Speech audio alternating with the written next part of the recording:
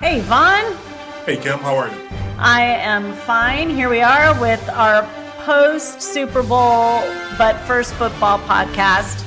And I will not lie to you, I kind of feel like the day after the Super Bowl is like the day after Christmas for me. Like, they're just bummer days, you know?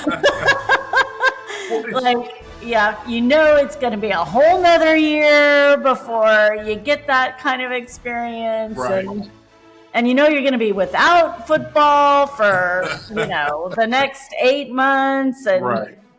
it sucks. Well, plus there's the party hangover, and it should be. I know I'm not the first to say it should be a national holiday. It Yes. really should. Yeah, it really, really should. But I am excited we'll just jump right in to the fundamentals, which is your thoughts on the game and little things that you saw, and then we'll move into our frenzy. But overall, and well, first of all, how was the food? Like, come on, how was your food? The food was really good, and obviously I sent pictures of the wine delivery and Yes, you did. all the corks from years past and games past, and you know what? It's excellent. Like every time, my buddy puts on a great spread, and although we did, which we got out a little bit this time, and there's a Navy SEAL bar on Coronado that a bunch of the guys hit multiple times while they were down. So it's a little hole in the wall, and it's their spot, and they've got That's a bunch of awesome. fallen comrades, all their pictures, and it's pretty a very cool place if anyone wants to make it there and check it out. Of course, Coronado's a huge SEAL community, so. Oh yeah. But yeah, What, it was a great so, weekend. Good what was people. your favorite food item? Your like top like. So my buddy and his cousin, they do it separately, but they make this dish. It's chicken. It's got olive, and I don't really eat olives, but this dish has olives, so you can taste the acidity from the olives, which really makes the dish really good. And it's got onions and it's got peppers, and it all just sits in, gets cooked in a big, not crock pot, but what are the big baking dishes? Like a Dutch oven or I guess, for lack of a better word. So they kind of saute the chicken, and then they put everything in the pan and they put it in the oven and let it cook. But I love it because it's better on the next day because, of course, everyone gets to know each other, right? right, right. So that was my favorite dish. But we had steaks and we had what else? I mean, just yeah, steaks, more steak than you could, and that's the thing. So there were three or four guys who would kind of handle the cooking, and so one would be done cooking, and you get like maybe a half hour respite, and then the next one would start going with what he was going to make, right? And so it was pretty fun, and that's the same thing with the wine, because even if you're gonna, okay, well, I'm going to pace myself. Well, you turn around and have a conversation, and magically your glass is filled, right? It's like, no, it's there, so I'm going to drink it, right? Well, you know what happened to us is it was just my mom and James and me, and I made the artichoke dip, of course. Mhm. And then I decided, oh, I'm going to make these little pretzel bites. I'll make these little homemade pretzel bites, and I'll make some beer cheese dip to go with it. We were so full on that. Well, and then the wings, because James did the wings. I didn't even make the quesadillas. I didn't even make the kale Caesar salad. I couldn't have eaten it if I wanted to. So I had to make that like the next night. Right. But yeah. Beer cheese and the pretzel nugget, like they just expand, Right. like, whoo. It was good though. Oh, you know what? I forgot. I almost forgot. So on Sunday, the last 3 or 4 years, what he's done is he's had I'm not sure what the restaurant is, but they come to the house and they make these for lunch on Sunday, these torta sandwiches. That's what you were So telling me. That sounds so good. I love yeah, what does. they're excellent. So it's got the beef and it's got, and I don't know what it is. They have these kind of pickled jalapenos, and then Hmm. they just kind of top them with a little bit of rock salt. And holy Oh, yum. cow! Oh my goodness! And Just tortas are on those like thick tortilla, cornmeal, like almost like a cornmeal bun almost, right? Like they're kind of a little thicker than a tortilla. It reminds you of a ciabatta almost, Yeah. I don't think it is. It's And not then as doughy. It's not as bready. yes, Because it's yes, corn. It's exactly. cornmeal. It's cornmeal. It's still a corn based Okay. something. But yeah, yum. That And sounds so then good. big spread of guac, and then I was the only one who was getting mine without the mayo because I just can't do mayo. But but oh man, those were a close second. Me, those were really good. They were incredible. But yeah, Sounds so good. great. So Um, yeah, sorry, taquito's like a little growly over there. Okay, so well, game.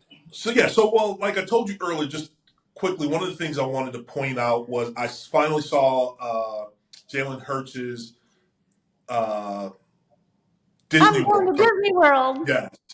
And so, and I didn't really think about it Sunday, and then it took me all this long to finally see it. And I saw it this morning, so it just made me think about. And I don't know how many of our viewers know, but they actually contract with someone on both teams, right? So their bases are covered. It's not like the people making the deal with Disney have or make it in that moment, or have are clairvoyant enough to pick the exact guy who's going to win it. They have deals with both teams.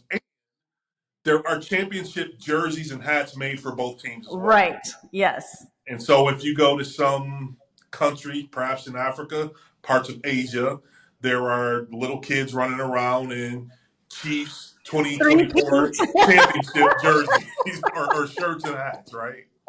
Which is what they do with them. Yeah. So, but as far as the game, look, very surprised it wasn't closer. I thought the Eagles had the potential to make it a blowout if they played like they played against Washington, but I didn't see that happening. The Chiefs have played so well this year. You know, they only lost 2 games. They've been so clutch. They know how to dial it up. They know they're very familiar with this. Is their 3rd year in a row being in the Super Bowl, so nothing's new to them as far as the experience. And the Eagles just put on a dominant performance, and it was just they boat raced them from the beginning, pretty much. Yeah. Even the first drive, which was called back because of offensive pass interference, which I dispute, Yep. they were clicking right from the beginning, and Yeah, I bet everyone that first penalty was like, "Oh, here we go." But then I kind of feel like they made up with it for that first penalty against Kansas City. yeah, yes, exactly. And again, the refs are kind of the story, but not really because it wouldn't have mattered. They could have helped the Chiefs Yeah. all they want. I think the outcome was going to be the same regardless. And I think the group that probably played the best was the front four for the Oh Eagles. my God. Yes. They didn't call one blitz, at least according to the information I got. I saw some competing information, but the information I saw was that they didn't call one blitz because they just made it a nightmare game for Patrick Mahomes, just rushing the front four, meaning they're not blitzing by bringing extra defender or even a 6th defender. And he was just miserable, and he never had time to set up. And even when he did, he was thinking about the rush. He was paying attention to the rush and not paying attention downfield. And it's just the perfect synergy between excellent athletes and a game plan that took advantage and put those athletes in position to make plays and to win. And Yeah. so, of course, I'm sure Eagles fans will think, "Oh, we're gonna repeat," and I don't know what their roster is gonna look like next year, but look, it's possible. I think most pundits would agree they probably had the best roster of any team this year, and that's not always the formula to win, but in this case, it really was. Their DBs played great. Cooper Yeah. DeJean, Oh yeah. uh, the other rookie corner, just everyone played well, and I was just so happy to see how well Jalen Hurts played. I was really happy for him. I know he's your guy. Yeah. You know what I noticed like really kind of immediately though was this lack of energy on the Chiefs part. It just was kind of weird. Like you saw them, on the field there was a lack of energy. Then they show them on the sideline, lack of energy. it wasn't even like they were getting fired up and pissed, like we're getting our butts kicked. Right. There was none of that. It was kind of strange to see, I thought. But I agree. Well, we'll talk about it in the frenzy with my thoughts on the MVP, but I definitely thought, is it Vic Fangio? Is that his Mhm. name, the defensive coordinator? What an incredible game he called. And Yes. you're right, that front four, they never stopped. They Yeah. never ever stopped. That was my favorite thing to watch, was the defense. Like the offense on either side, I was kind of like, okay. But the defense was so exciting. They were swarming, just like, it's Now, crazy. part of that maybe can be put on the Kansas City game plan, just in that I don't think it would have mattered, but it didn't really seem like they had a huge commitment to the run. And sometimes you go into No, a game and you just say, look, they're so good in this aspect of the game, we're just going to go over the top, right? We're not even going to worry about that. But the problem that creates for your offensive line, who, to be honest, they had Joe Tooney, who's normally by trade a guard. They had to kick him out to left tackle. That's a very difficult spot to be in when you're used to having a lot of big bodies around you. And so if you eat a little bit, you can use your buddies' kind of positioning to kind of help you reestablish your block. Whereas when you're at tackle, especially left tackle, you're on your own a lot of I the see. time. And Yeah, it wasn't just him; it was all across the board. So it wasn't just him.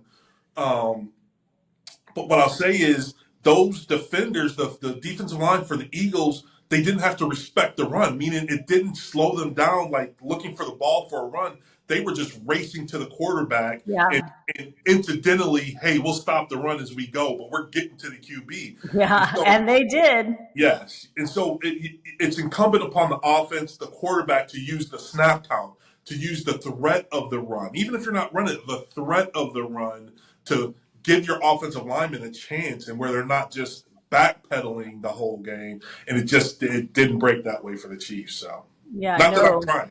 Look, I'm pleased with the way it worked out. So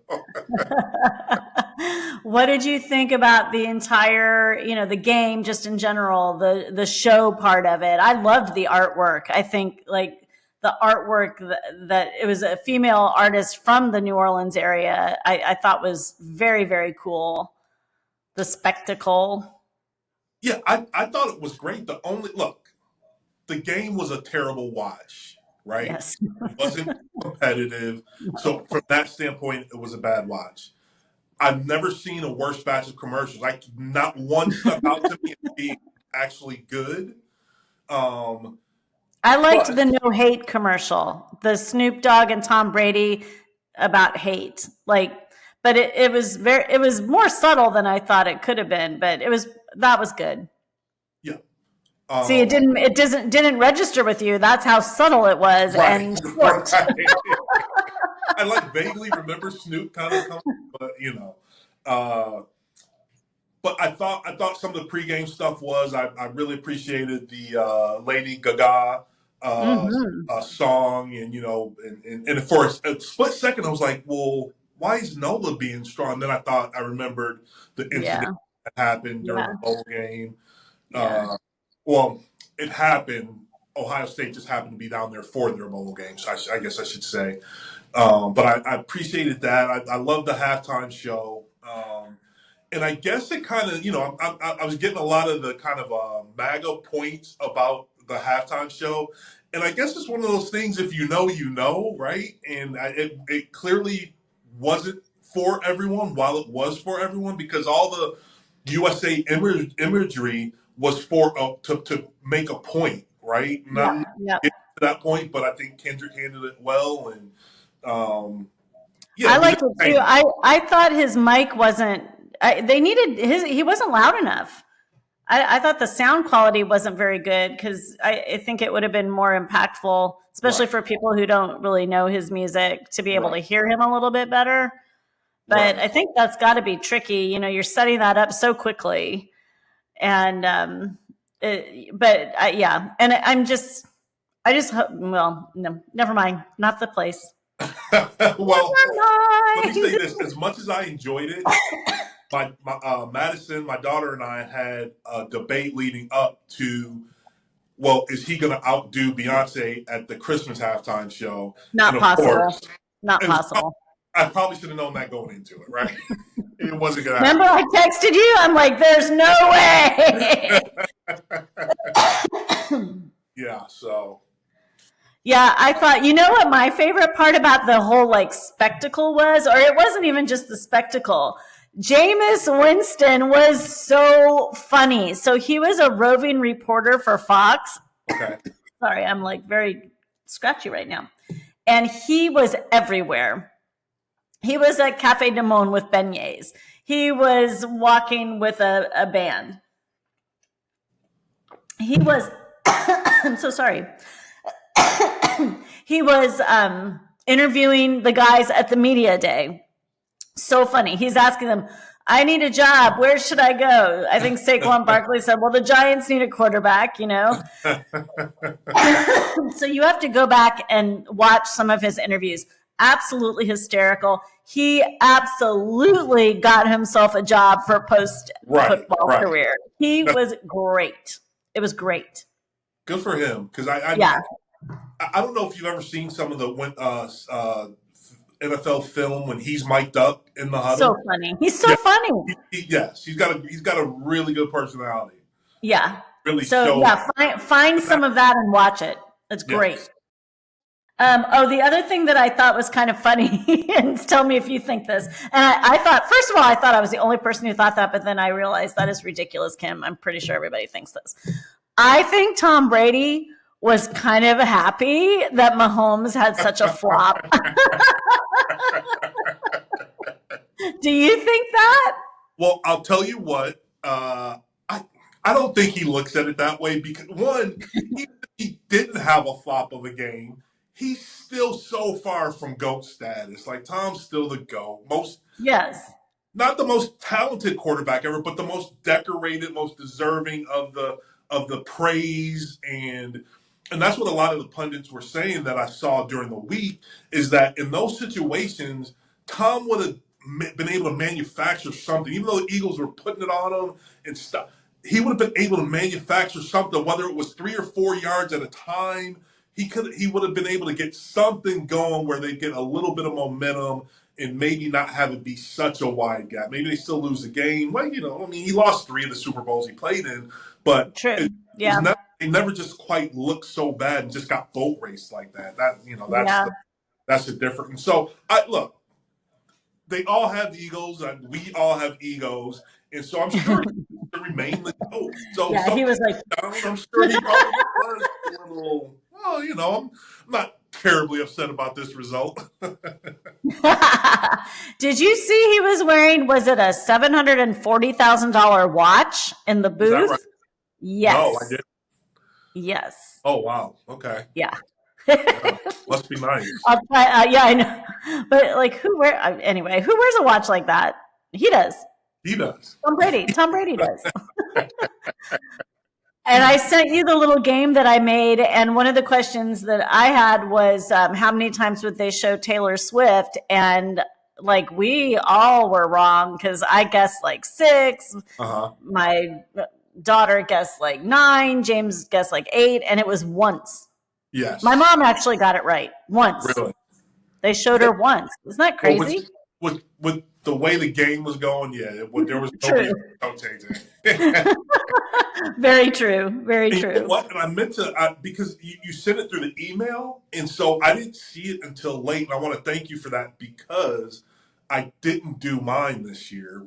And of course, everyone was like, "What are you talking about? You didn't do it right." So all we had was the squares this year. And speaking of which, did you win? So I didn't win any of the first 3 quarters. The fourth quarter, which is the biggest one, it was over $1,000. There were 8 minutes left in the game when the Eagles scored again, and I had the winning square. And I was like, "It's too early. It's way too early. There's no way this game is going to end scoreless in these last 8 minutes." I think they scored 2 or maybe even 3 more times after that. So I entertained it for a brief second, right? So what are you going to do? My bonus question was total number of points, and I actually got that. I was the one who got that one right in our house, but I didn't think it was going to be, 40-22 or whatever, Right. 42-20. I was thinking more it was going to be 34 to what, So Right. I was laughing. I'm like, well, that's not the way I planned it, but okay. However it comes. However. Well, let's see. Should we move into the frenzy Sure. and see, because you probably saw like a lot of different things. So fashion wise, my two favorite looks, for the Eagles, who he's been killing it all season. And I sent it to you and I said, yes, was Devontae Smith. That guy is so sharp. And that longer jacketed suit with the belt. I did read some people who were bashing the belt. I liked the belt. Mm-hmm. I thought it made it really interesting. But that guy is built for clothes. I'm just saying. Yeah. He can probably wear anything. Yeah. But he really brought it. But I thought it was interesting that he wore red, the Kansas City color. And then also Mahomes, who I don't really generally like how he dresses, but he had like a green suit. So there was some weird, I just thought that was weird. I thought that's kind of, is that psychological or is it just a non-issue and I'm just reading everything into it? I mean, it could be a non-issue, but it could be a little bit of trolling, I mean, that Devontae Smith was red head to toe. And I don't know if you noticed, did you notice that for pregame warm-ups, Jalen Hurts wore black and red shoes to warm up in? Were those Jordan shoes that are like not like? I'm guessing they were. I couldn't really tell because he had a spat on, meaning he had tape over part of them. And That's why, because you're not supposed to wear those. Oh, okay. So yeah, I read that. And then he had changed for the game, so he was wearing green and white. Purple?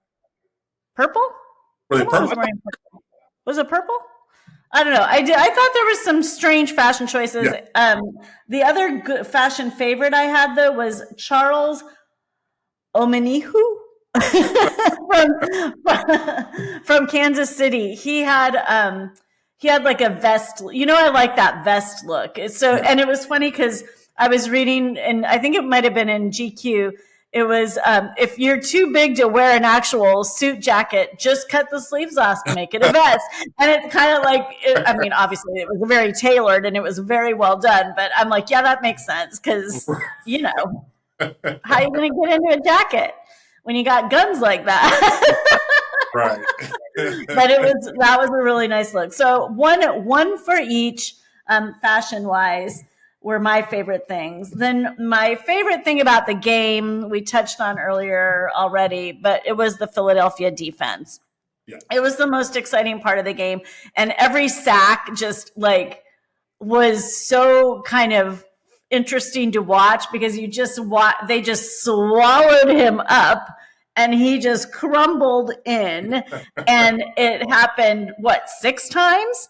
And there was 2 in a row, and I thought it was just that part was super, super exciting because I didn't think there was a lot of offensive woohoo, Saquon clearly was, held to very minimal rushing yards, but still he was so important to the game because he was throwing a lot of good blocks and they had to cover him. So, he was still important, but the defense to me, the Philadelphia defense was my favorite thing to watch.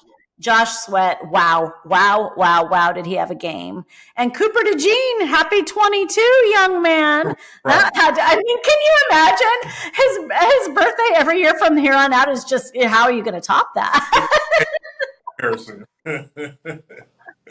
And so what you just said about Saquon kind of relates to what I was saying earlier about the Chiefs, in that although he was held in check, they still always had that threat that, hey, he could do some damage, which helped the passing game, right? So you got to play football is what you have to do. So yeah. So what was your favorite part of the game? So I'm a huge Jalen Hurts fan, and my favorite part was that he played so well again. If everyone kind of remembers the first Chiefs-Eagles Super Bowl, Jalen Hurts, except for the the fumble he had, played an excellent and really kind of outplayed Patrick Mahomes that game. Mm-hmm. The Chiefs ended Mm-hmm. up winning. And so I was just happy to see him just right from the start. Just he was sharp, he was on point. He showed Buffalo how you run the tush push. Yes, he did. Because when they Yes, run, he did. unstoppable. Did you see Saquon on the back of that tush push? Yeah. Saquon was pushing it. Like, I think Saquon's the guy who got him over.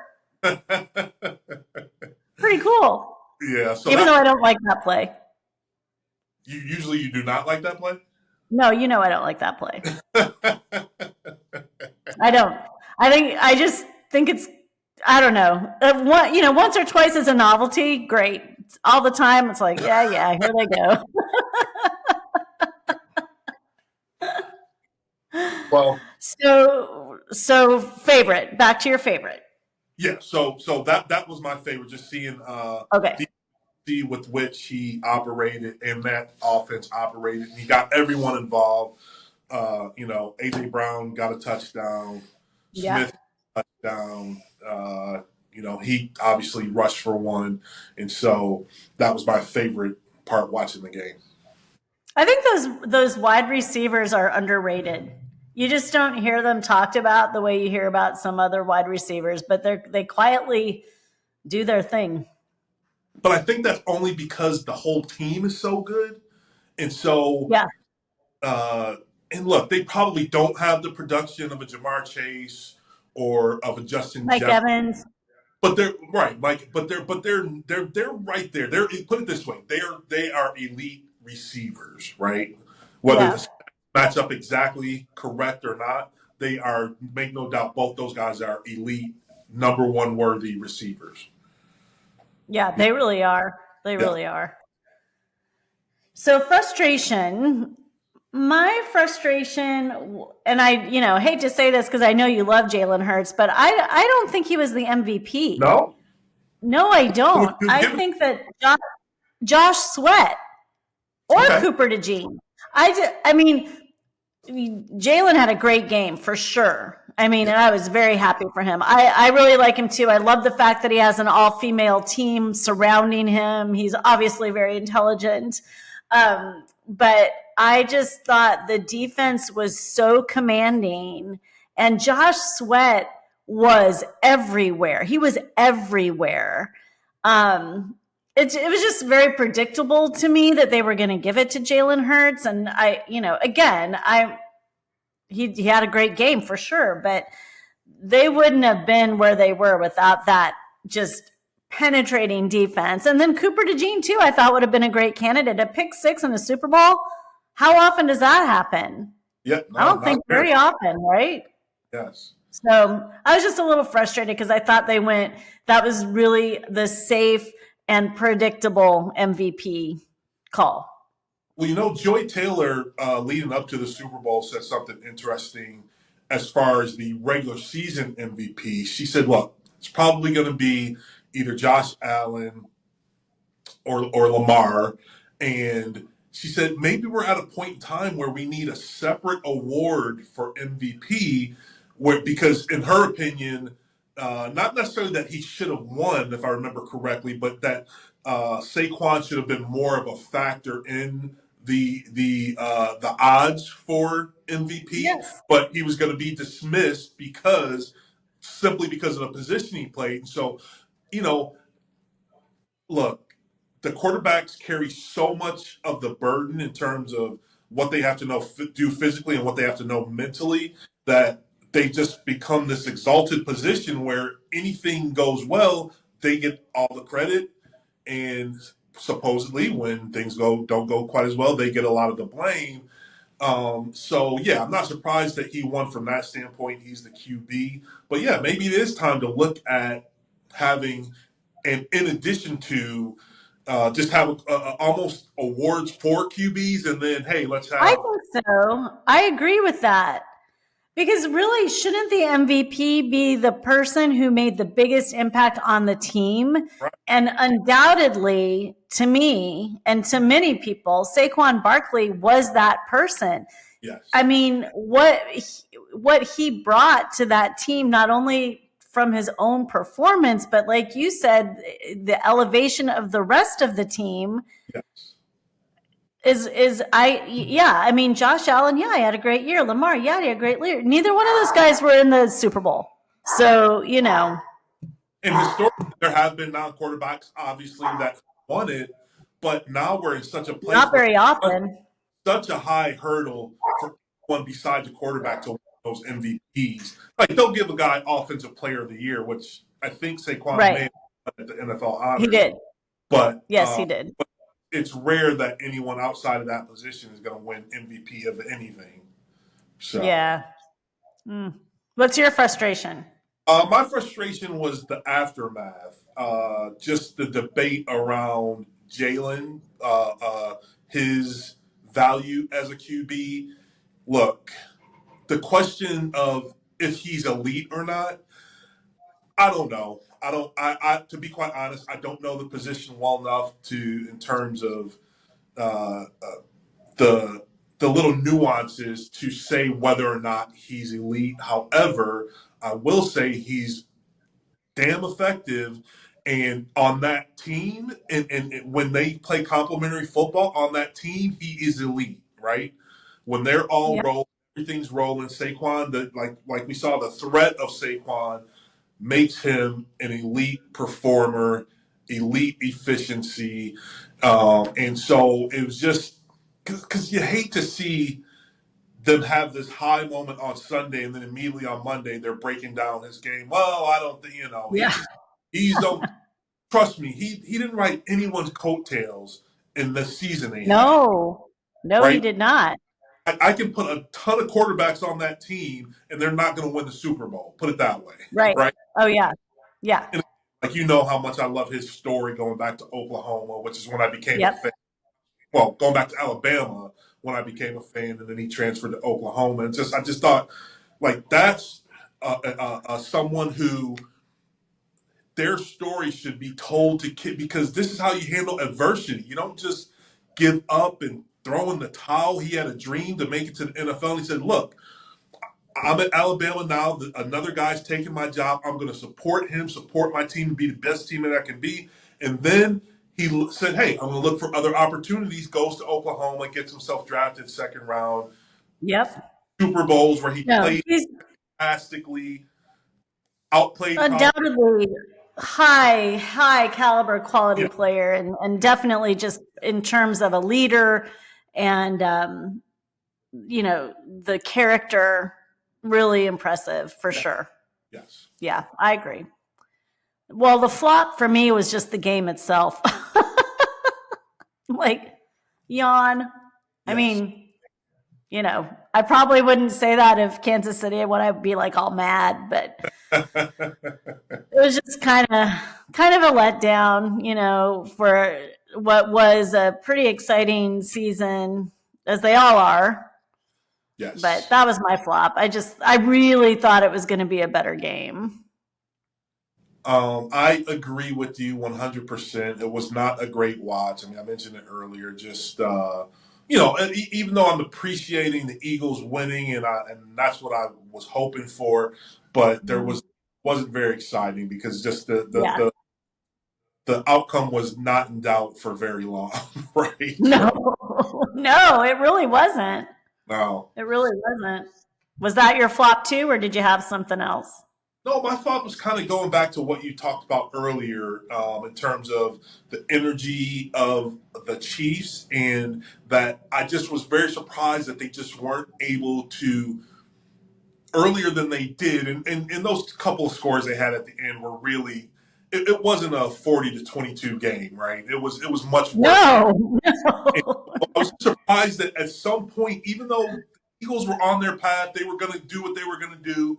I just surprised they weren't able to change any of the momentum earlier than they were. And as you mentioned that, I didn't think about it all this week, but thinking about it, looking back, you're right. Like their energy was just so low, It and was weird. so like I mentioned at the start, they're used to this situation. They've been here 3 years in a row, so there's no surprises in terms of a practice schedule, or maybe they were over practiced, Right. lethargic, and I get. Look, it's despite what the fans think, it's hard to get up for 17 game weeks in a row and play at your highest of levels every week. However, Super Bowl is not the time where that typically happens for teams, and so Yeah. that Yeah. that, that was my flop. Yeah. It was very weird. Yeah. Well, so this will wrap up our season, and we are gonna get back to talking about some of more of the kind of behind the scenes stuff that you can talk to us about, because we've spent a lot of time on playoffs and Super Bowl. But here's what I'm gonna do. Here's what I'm gonna do. I'm gonna I want to go back to the beginning of the season, Uh-huh. and I want to find all of those pundits who said that the Jets and Aaron Rodgers were going to be in the Super Bowl, and Aaron Rodgers was going to be the MVP. Because do you remember we talked about? I was like, "What is wrong with these people? That is not happening." So I am gonna look that up, and I'm gonna tell you how many people in this crazy NFL like media circus actually picked the Jets and Aaron Rodgers to go to the Super Bowl. And then I'm just going to get a good laugh out about that, because that's just funny. That's just damn funny. Okay, Kim. Well, let me put on something, and maybe some other people. Pundits are paid are not paid. That's true. Well, I guess, yes, I guess they're somewhat entertaining, although, come on. But we're going to have so much to talk about, because where is Aaron Rodgers going to show up? And we are going to talk about all the various coaching situations and changes. So we do have a lot now to get back to and dig into, now that the big game is over, and sadly the season is over. But the combine is at the end of the month, and free agency, like, it just keeps going. So thankfully. So I'll be excited to hear some of your thoughts on the coaching and all that. Yes. All right. So thanks everybody for riding with us on But First Football. Please give us a like and a follow and subscribe on all of the various platforms. And we will be back at you next week, and we'll be talking a little more about Aaron Rodgers and coaches and all the crazy stuff. All right, Vaughn. I'll see you next week. Peace.